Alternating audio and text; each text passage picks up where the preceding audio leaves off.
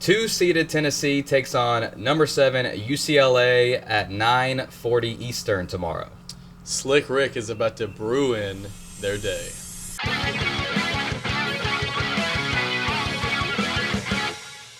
I'm Shea, and this is Jace. Welcome to the PCS Volcast. We cover the SEC and everything Vols, so subscribe for more and like the video if you enjoy the content. Today we're going to go over how each team can win, the key players, and our PCS final score predictions. Tennessee's opponent tomorrow will be the UCLA Bruins. Some general information on them. Their head coach is Mick Cronin, who's been there for 22 years. Really intelligent guy, solid coach. The Bruins are 23-10 this season with a 13-7 record in their conference, the Big Ten. Pretty respectable. Big Ten's pretty solid. The upper half of the Big Ten teams are nice. Their last loss was an embarrassing blowout loss to Wisconsin in the Big Ten tournament, the Big Ten tournament quarterfinal. And their last win was in the round of 64, which was a 72-47 victory over the Utah State Aggies. All right, so let's jump into how we think each team can win, starting with Tennessee. So my first way to win, it's kind of simple. We just need to be us. We don't need to do anything too crazy for this game. Tennessee and UCLA are actually pretty similar, especially defensively. So we just need to be comfortable in the pace and the flow of this game because it's going to be slow. Yeah, one of my big takeaways from the Wolford game was how we tied with them on rebounds, and that is something that we got to clean up, especially for Felix Okpara. Mm-hmm. Yeah, that goes into one of mine as well. We really need to make sure we secure rebounds this game. That's kind of been a problem for me, for us, all year. We have our three big men, Felix, Cade, and Igor. They need to rebound. But specifically, gang rebounding. We actually have some pretty good defensive and offensive rebounding guards, especially Jemai Mashak. Chaz Lanier is a pretty good rebounder, and Ziegler, for his size, is a good rebounder too. Possessions are going to be at a premium this game because of the slow pace and the way that UCLA likes to turn people over. So grabbing rebounds this game is going to be really important to get as many possessions as possible. Yeah, another thing, we got to hit our threes. Now, I'm usually not too worried, but looking at the stats, us and UCLA are both hitting at 46%. And I'm pretty confident that we have a lot of guys that will hit the threes, but I was looking at some of the season stats, and I thought Jordan Gainey was very reliable from deep, but looking at his season stats, he's shooting somewhere in the 30s. So really, we just got to count on Ziegler and Chaz to hit them when they count, and then Gainey to hit them just to help us out. I mean, we're not going to do anything different this game. A lot of pin downs, a lot of off-ball screen actions. Put them in a lot of chasing situations. I think we should still look to Gainey for those threes. But you're right. I mean, with how Chaz has been shooting recently, especially in the Wofford game, we definitely are going to rely on him. But I do want to see some more guys step up in the scoring column, specifically Igor. Yeah, that was my third point for Tennessee, was to keep Chaz hot. Ziegler's probably going to be pretty good at doing that. But hopefully he can stay hot this whole tournament, but he's got to continue it tomorrow. Yeah. I think there's a lot of onus on Ziegler tomorrow, and I actually have a lot of confidence in Ziegler this tournament. I mean, it's win or go home really for him. He's a senior. He's a Tennessee legend. He wants to end his career on a strong point.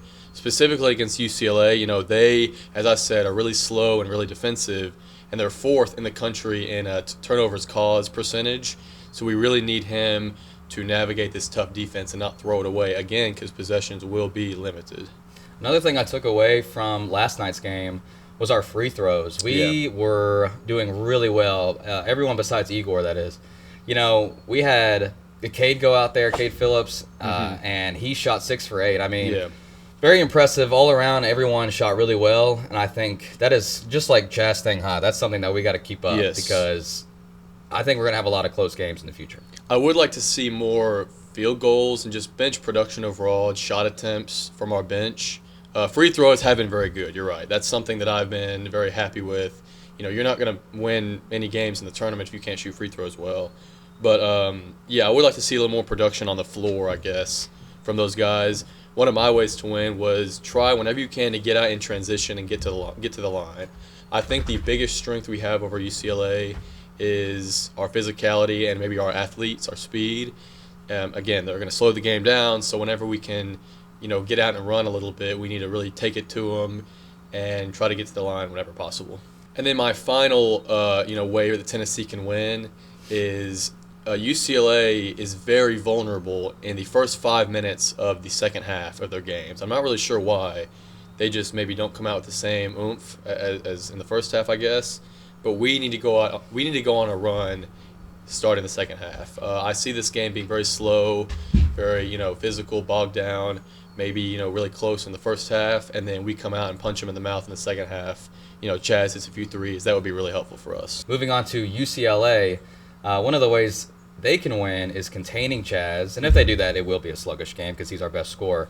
But if they can contain him, you still got to worry about Ziegler and Gainey, as I said earlier.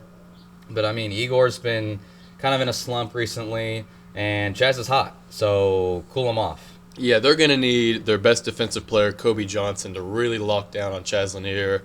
He's really lanky, 6'6", Big Ten all-defensive team. Props to him on that. He's going to be, I assume, trailing Chaz all game. One way that UCLA can win is just harass Tennessee defensively, do what they do, and really, really blow up these off-ball screens. That's going to be the main focus for Mick Cronin and the Bruins, is these, the pin downs and the floppy action that Tennessee does to get guys like Gainey and Chaz open. They need to be on that and cut those corners really well so the UT shooters can't get open. Yeah, I mean, and if UCLA can slow down the Tennessee offense, then they need to shoot well collectively as a team. They don't really have their number one guy, but just all around, they are not too bad at shooting. And like I said earlier, they got the same percentage threes as us. Mm-hmm. The field goal percentage is similar as well. So if they can keep that up and their defense is good, it'll be a tough game for Tennessee. Yeah, something I noticed against Utah State when they played them in the round of 64 was they don't really help a lot. Utah State does like to shoot a lot of threes, so that might have been a specific game plan for them. But I'm interested to see if we see that, against Tennessee. We got guys like Meshack, who's not the best shooter in the world, and then Cade Phillips will be outside doing those dribble handoffs and whatnot. So I'm interested to see how sticky they are on and off ball. Yeah, if I were them, I would leave Meshack open. Until he hits one or two. Until he hits one or two, starts feeling himself. But they get the best defense in the Big Ten. Mm-hmm. They got to show that. Like I said, contain Chaz, but it goes beyond that. Block some of those Ziegler passes. I mean, he's a short guy. Yeah. It shouldn't be too hard, but he's proven it is pretty hard. Ziegler has, but still, you have the best defense in a good conference. So you got to prove that tomorrow. They have a little bit of size, too, so I'm interested to see how Ziegler navigates that. I mean, he's been undersized his whole life, so I'm not really too worried about that. But specifically on Ziegler, UCLA needs to do what they do to create turnovers, really speed up Ziegler, not let him kind of dribble around under people a lot. And if you can speed up Tennessee's offense and make us, kind of stagnant like we've seen before, they're going to do what they're really good at, which is cause turnovers. And on their end, offensively, they don't turn it over a lot either. They have a 1.5 assist-to-turnover ratio, which is 15th in the country. So they're good at taking care of the ball, and they're good at creating turnovers. That goes really well hand in hand. All right, so let's move on to the key players. I've been saying his name this whole video. Number one is Chaz. He's, like I said, he's hot. We're hoping he can continue to stay hot. And he's going to be a big factor in how bad we beat UCLA. I don't think, even if he does cool down a little, I still am confident we'll get the win. But he's still a key player in this game. I had offensively both Chaz and Ziegler. I mean, they're going to be important the whole way through of our tournament run, and especially against this really tough UCLA defense. Ziegler needs to be ahead of the snake like he always is, and Chaz has to hit shots. That's just kind of how it's going to have to be the rest of the year. Now, my next two are guys that have not been playing too well recently. I'm going to start with Igor. Now, Igor will surprise you, in certain games with his threes just kind of out of nowhere, but he's also getting more rebounds than Felix, who is my other key player. If these two guys can step up, there's no way UCLA can win. I mean, if Igor can just stop getting himself taken out of the game with his fouls, maybe he can start to warm up and get into a flow, but he's going to be one to watch. Yeah, for me, I also said Igor as well as Felix and Cade defensively. Most of their offensive work, other than their outside shooting, is Tyler Bilodeau, who's their leading scorer. He scores about 13.5 a game. Really versatile guy, 3-level scorer. And Ade Mara, who really scares me. Very versatile, very smart, very good at passing. Our big men are going to need to really limit them while still being able to rebound. And then looking at UCLA's key players, mine starts with Kobe Johnson. This guy's averaging like 39 minutes a game. He just does not come out, and I think that's for good reason. Mm-hmm. He's going to be up against our best scorers makes me a little bit nervous. He's not a great scorer himself, but he does make me worry a little bit. Yeah, he's going to stick under our guys all game, our offensive guys, as I said, really lanky, can move really well.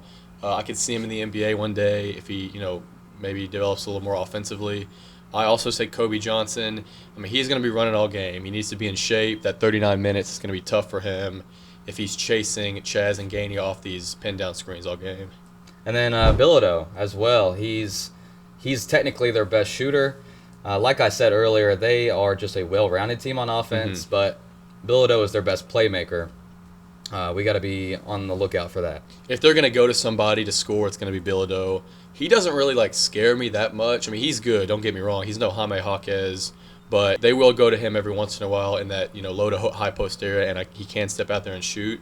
This UCLA team reminds me a little bit of the Tennessee teams that didn't really have a go-to guy, like a Julian Phillips year, or kind of just in between a Grant Williams or Dalton Connect year, where we had a lot of guys, but no one who would just take over a game.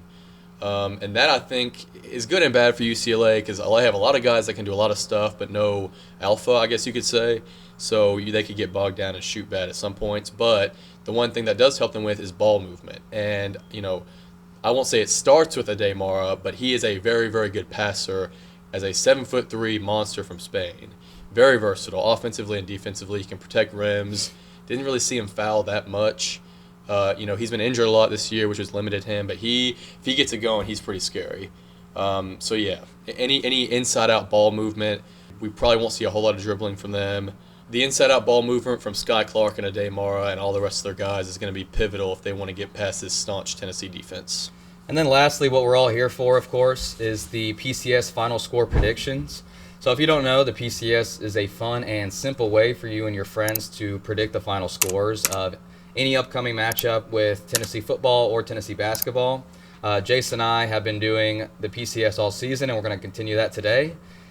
So I guess I'll start. Okay. I do think UCLA has a pretty good defense, and so do we, but that's not going to keep me from not seeing a score in the 70s.